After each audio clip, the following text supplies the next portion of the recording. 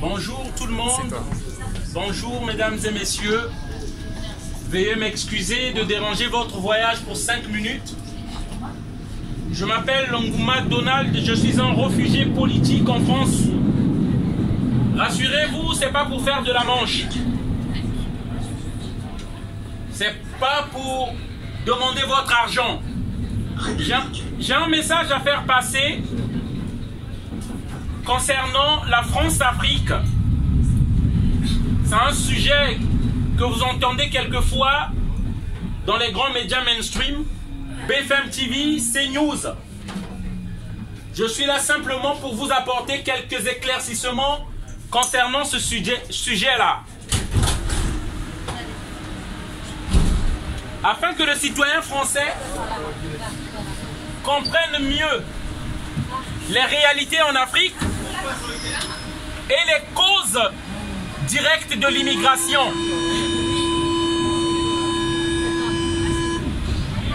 Parce que actuellement l'immigration c'est le sujet que les élus français, donc les élus français font de commerce. L'immigration. On nous parle d'immigration, mais sans plutôt parler des causes. Les gens veulent traiter les conséquences, mais ils ne s'attaquent pas aux réelles causes de l'immigration. Ils les connaissent très bien, ces causes-là. Ces jeunes-là qui viennent dans la Méditerranée et qui meurent. Si c'était des Blancs, des Français, je peux vous dire, la solution aurait été trouvée. La terre entière allait trembler. On devait vite trouver la solution. Je viens parler des causes. Comment se fait-il? L'Afrique, qui est dépositaire de plus de 3 quarts des richesses mondiales, la bauxite se trouve en Afrique. Le pétrole, il y en a en Afrique. L'or, il y en a en Afrique. Le diamant, on a toutes ces richesses-là qui font fonctionner l'Europe. L'économie européenne. Mais pourquoi l'Afrique reste pauvre? Ça veut dire, soit on vole les minerais des Africains, soit on n'achète pas au prix convenable.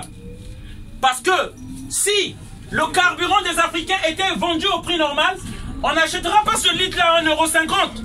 Mes chers amis, rassurez-vous. On achètera ici le litre peut-être à 3 €. À ce que je sache, il n'y a pas de puits de pétrole que je vois en France ici. Il n'y a pas de puits de pétrole. À ce que je sache, il n'y a pas l'or en France ici. Et pourtant, nous voyons qu'il y a un bruit qui court. L'armée française au Mali est en train de piller l'or des Maliens. Même le cacao, le Nescafé que vous prenez chaque matin, il n'y en a pas. Moi, je ne vois pas des arbres de cacao ici en France. Mais chaque matin, on prend du cacao. On le prend en Afrique. Si les Africains vendaient au prix normal leurs produits, leurs aliments, je peux vous dire l'Afrique serait riche. Mais la France a mis un système qu'on appelle la France-Afrique. Ce système-là, il impose le prix des matières premières, des aliments aux Africains. La France, lorsqu'elle fabrique ses voitures, elle donne le prix de la voiture. Mais en Afrique, on impose les prix. Les dictateurs qu'on nous dit, nos dirigeants, en réalité, ils sont imposés par la France. Dans le système France-Afrique, c'est un système mafieux financier où s'entremêlent des assassinats, des crimes, des pots de vin en Afrique. C'est ce système-là qui a assassiné tous les présidents patriotes des Africains.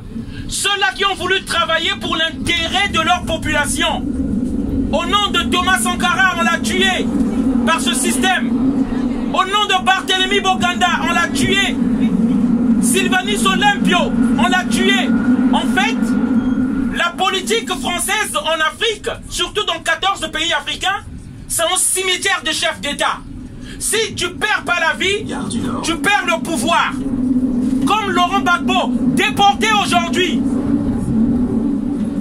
Sarkozy s'est permis avec l'armée française d'aller enlever un président démocratiquement élu dans un pays. Il n'est pas là d'aimer Gbagbo, de ne pas aimer Gbagbo. On parle de cette ingérence. On tue, on assassine tous les leaders africains. Et on s'étonne aujourd'hui, nous qui fouillons l'asphyxie de cette politique France-africaine, on s'étonne qu'il y ait l'immigration. Voilà le message que j'en voulais faire passer pour la bonne compréhension de tous. Bonne journée. Merci.